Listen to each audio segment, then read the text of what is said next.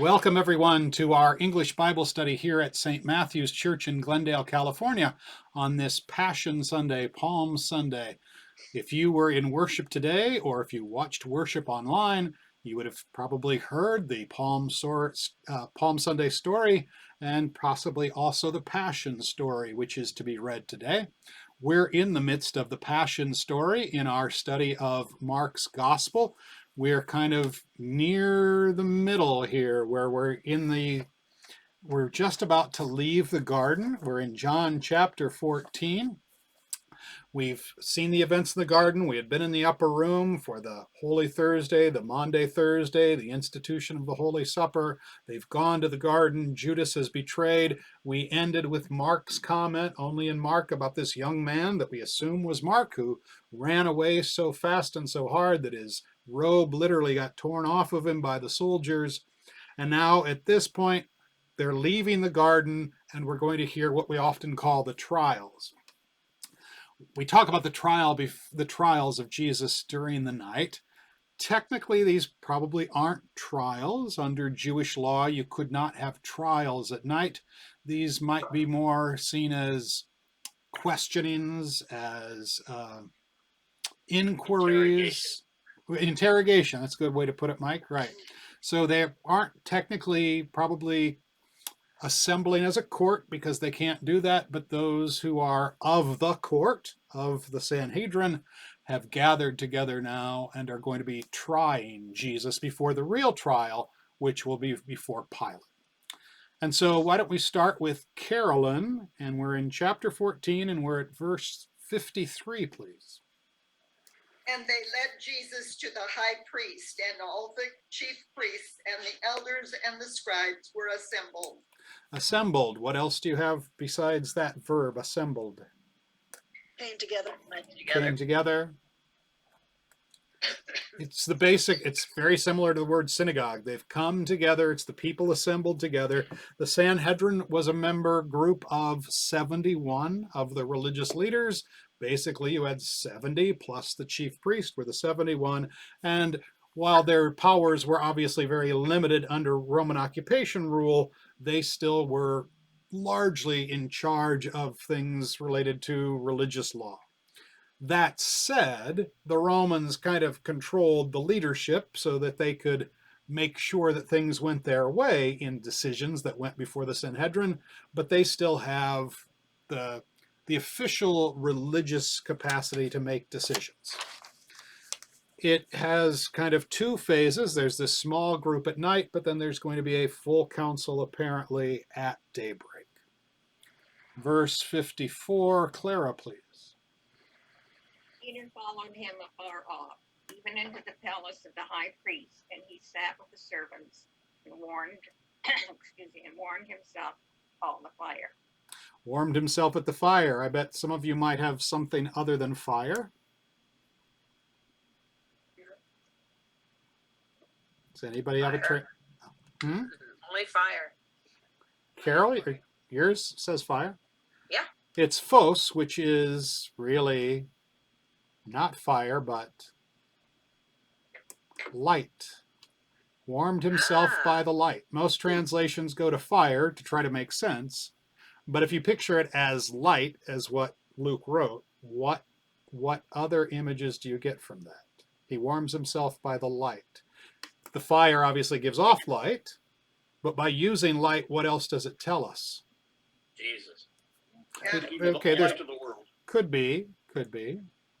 What would happen if you're standing around a fire which is giving off light? You're warmed and you're also...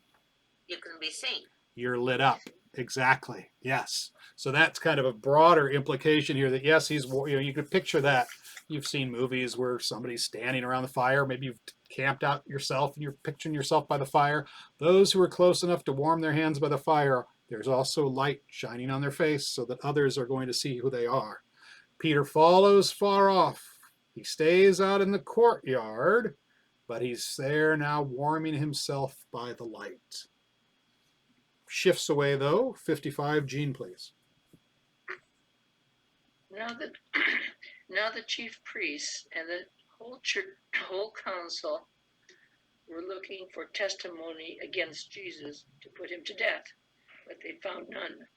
They're actively looking for the excuse to put him to death, looking for evidence for conviction. Verse 56, Pam, please. Many testified falsely against him, but their statements did not agree. Statements, or what other do you have there? What other words? Witness, testimony. Those are all good. Yeah. When you False hear, evidence. what was that? False evidence. False evidence. If you hear witness, does that bring anything else to mind from the biblical tradition? Somebody who sees what's going on and says that's what happened. Okay, that's what it should be. That means they're supposed to be somebody who's held in high enough regard that they're trustworthy. In that day and age, you would have met nobody with any type of social issues, no women, sadly. They're looking for men who will give this witness. Does it remind you of anything in the commandments? Thou shalt not bear false witness. Thou shalt not bear false witness, right? And yet the council now, the religious leadership of the country, is deliberately seeking out people who will give false witness, who will bear false witness. But their statements don't agree. It means that there's a repeated action, that there's multiple people coming forward who are giving off stories, but none of these stories agree. And under Jewish law at that time, you have to have two witnesses who absolutely agree for there to be a capital judgment according to the law. So under Jewish law, you cannot have a conviction unless you've got two witnesses who absolutely agree on the details, and yet they can't find two. Verse 50s. And think of, you got a whole bunch of liars lined up and you can't get two liars to agree, essentially.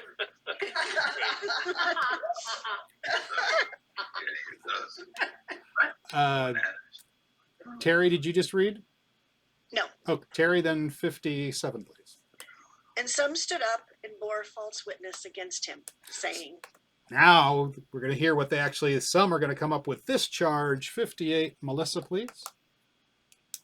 We heard him say, I will destroy this temple that is made with hands, and in 3 days I will build another, not made with hands. So now he gives, apparently they've got several, at least two, who will agree that Jesus said, I will destroy this man-made temple and in 3 days build another not made by man. But while they seem to agree, 59, Daniel. But what they said did not agree. They couldn't even get two people to agree on this simple thing, that's exactly what he said. You can imagine that we're not in an era of prosecutors and defense attorneys, but you can imagine prosecutor pulling out their hair, trying to get witnesses to agree, and they can't even agree on the story, which they probably rehearsed before they ever came into the room. Verse 60, Dalton, please. Then the high priest rose to his feet and questioned Jesus. Have you no answer to the accusations that those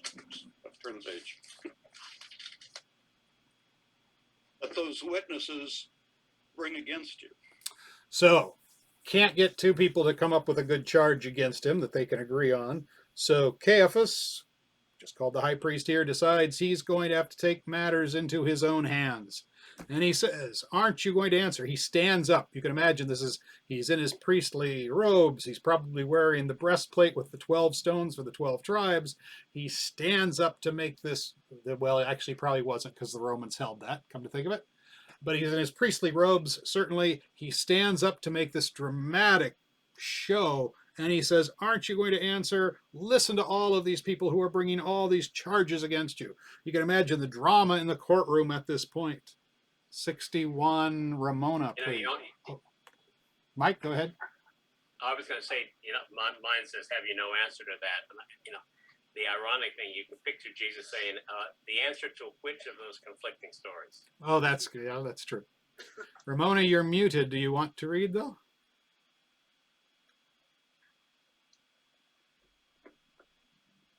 Oh, there we go. Good. Ramona, 61, please.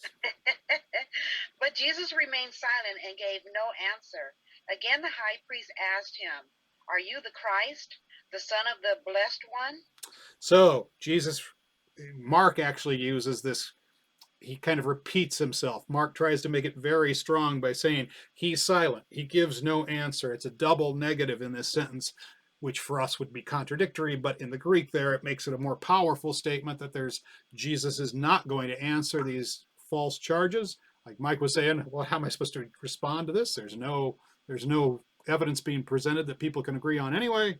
So he keeps silent. So then Caiaphas decides to play the trump card. And here it just says the high priest asked him. We know from the other Gospels, he asks him under oath, puts him under oath according to the living God. In Jewish culture, when you were put under oath like that, then you were compelled to answer, is kind of how it worked.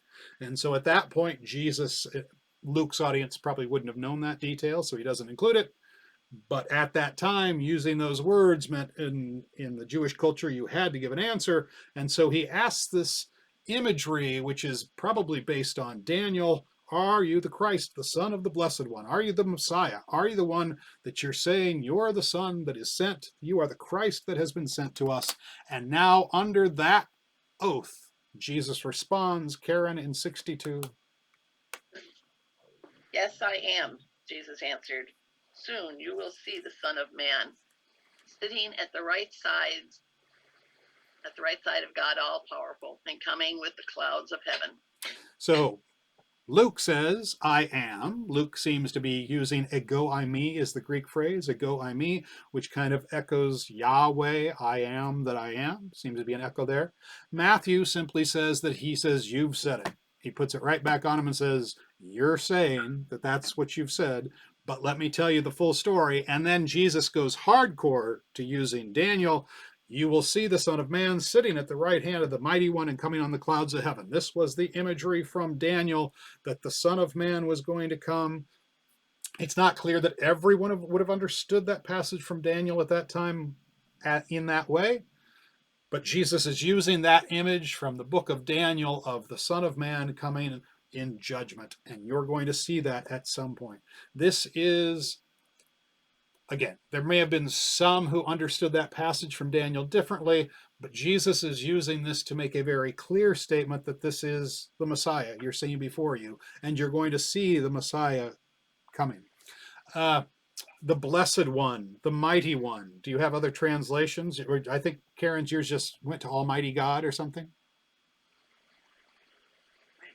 Mighty One, the Mighty One. God all-powerful. God all-powerful. That's kind of telling us that this is about God, but really it doesn't say God. It's kind of the Jewish tradition that you never spoke God's name. You didn't say the word God. So you'd use something about the Blessed One, something like that. Son of the Blessed One. Son of the Blessed One. That's a good way to put it. It's kind of similar in Middle Eastern culture to, if you hear Muslims refer to Muhammad, they'll say something about peace be upon him. It was kind of a phrase they use. It was kind of the same way in Jewish culture at that time of, this is the Blessed One. We don't speak the name of the Blessed One. That's who it is. Jesus is saying, I'm going to be coming in his place. This is, at this point, leaving no doubt. It's at this point pulling no punches. This is a clear statement of his messiahship in response to being placed under oath by Caiaphas.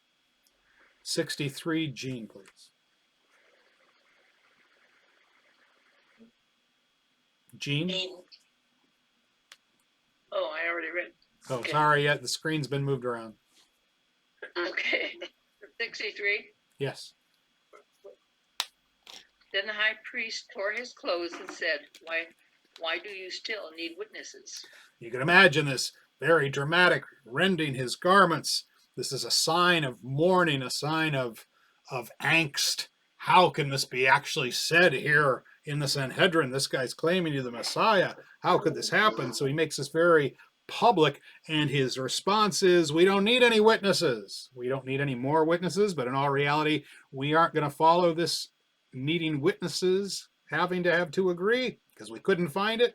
We're going to let that go because we don't need that anymore. He's spoken it himself. He's claimed to be the Messiah. And Caiaphas continues then in 64, Mike.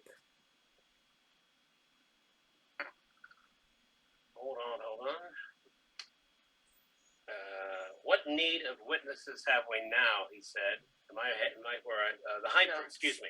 64. Yep. You have heard the blasphemy. Okay, sorry. You heard the blasphemy. What is your finding? And they all gave their verdict. He deserved to die. You've heard his blasphemy for yourself. He has spoken right in front of you. And it says you've all heard and they all condemned to die. Now, it's panta, it's all, is the word there.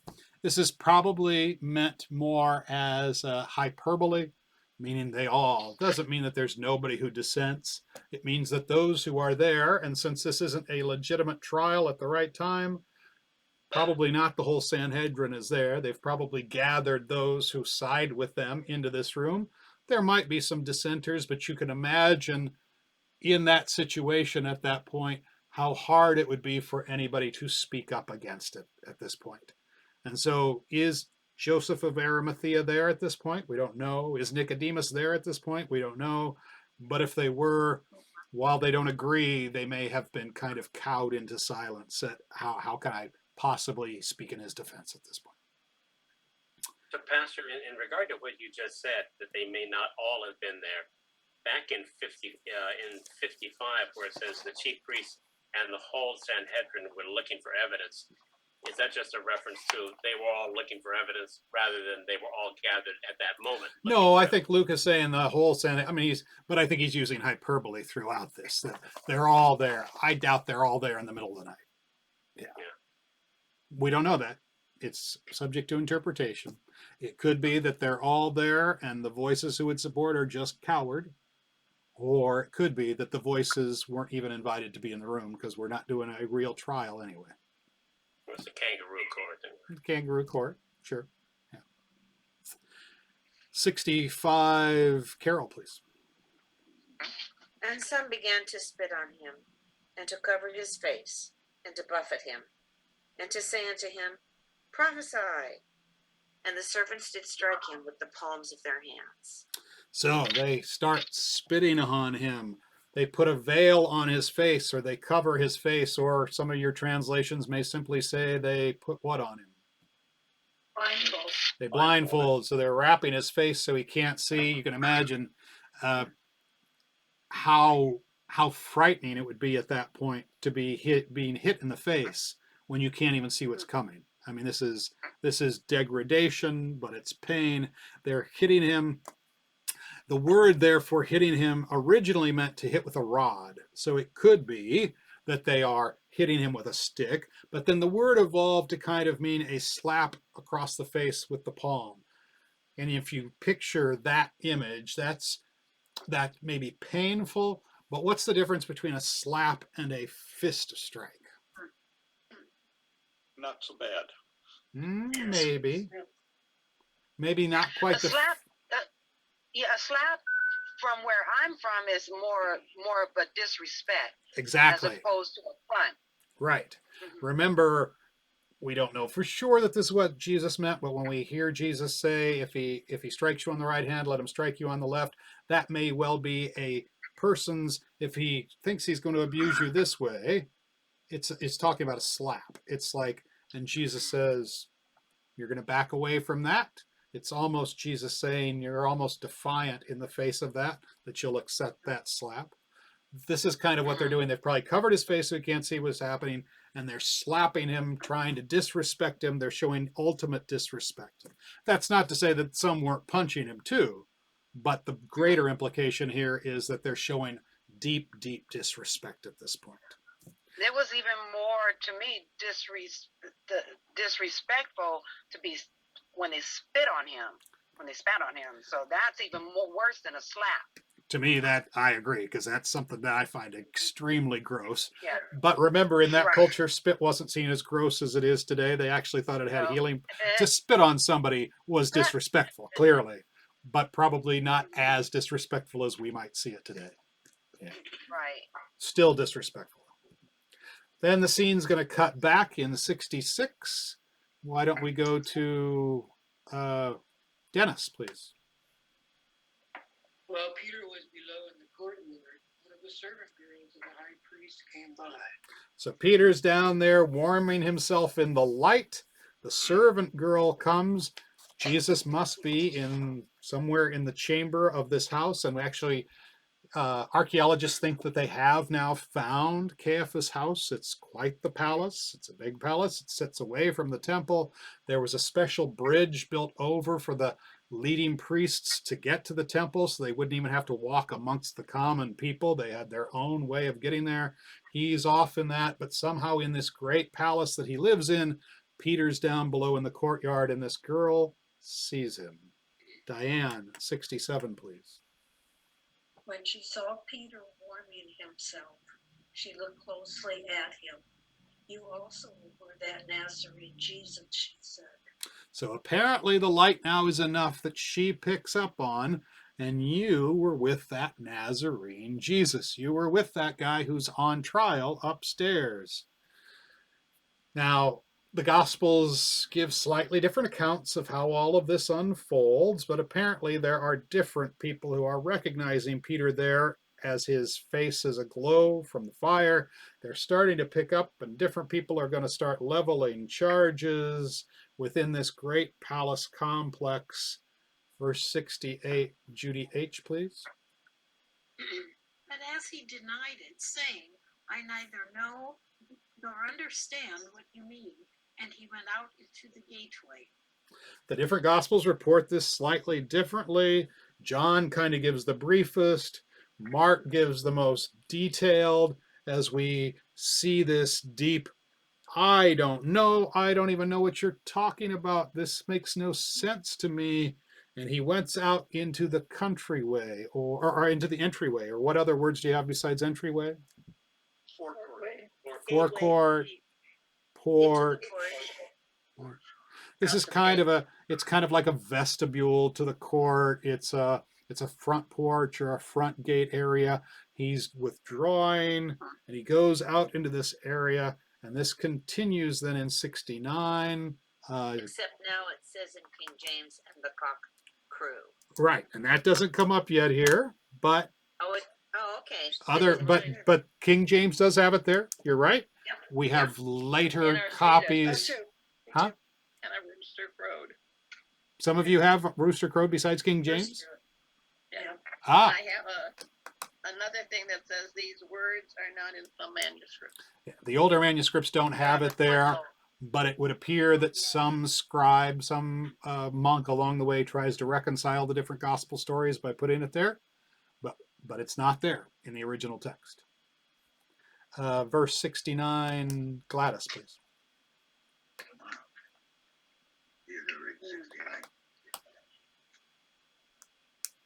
Okay. Yeah, sort of. And then mind saw him, maid saw him, and began once more to say to the bystanders, this is one of them. So now she starts, this conversation is going. And again, the different Gospels have slightly different ways that they tell this story, but there's different people who are recognizing him. And now in verse 70, Scott. But again, he was denying it. And after a little while, the bystanders were again saying to Peter, surely you are one of them, for you are a Galilean too.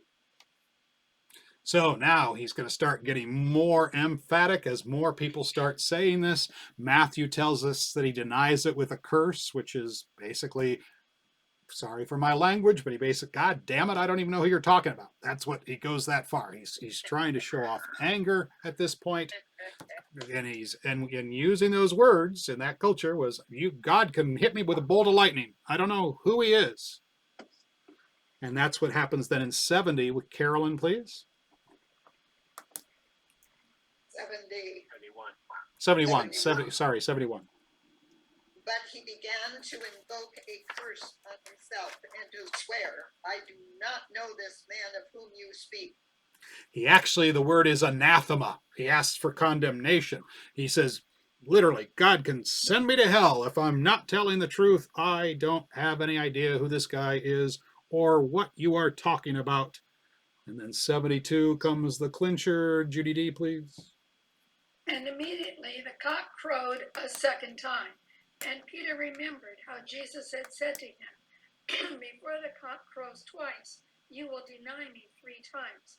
And he broke down and wept. And here, this earliest gospel, this earliest account, this is where Mark tells us, then the rooster crows and Peter breaks down, remembering what Jesus had said at the supper.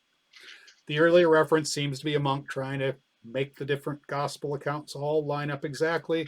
The fact is, there are some differences in how they tell this story, but the basic theme is there, that Peter is recognized and 3 times Peter denies, and then the cock crowing, which it's not like just miraculously some rooster decides to crow. What's it mean that the cock crows? It's morning. It's morning, right. So this is daybreak. So now as day is breaking, Peter hears that, remembers what Jesus had said, and when Jesus had said it, what Jesus was saying is, before this night is over, you're going to deny me 3 times. Before the sun breaks, you're going to have denied me 3 times. And Peter realizes, and now he breaks down and he weeps. So, Pastor, you're saying that in a couple of reasons, perhaps an editor, a redactor, a monk along the way put in that other emendation because other versions had it, but also because without it, it looks like the cock crowed a second time. Well, where was the first one? Well, and that's it. I should say he's really trying to reconcile Mark. He seems to be trying to get the Gospels to agree, but he's really trying to reconcile Mark, and that Mark's the one that says before the rooster crows twice. The other Gospels don't deal with that. And so exactly, probably some monk with that question, well, he never crowed the first time, I better put this in here. Somebody must have left it out. Yeah. But that's, he's really mainly trying to get Mark to agree with Mark. Okay. 5 minutes. Okay, thank you, Dalton. I'm going to stop the taped service, or the taped Bible study. Farewell to you all.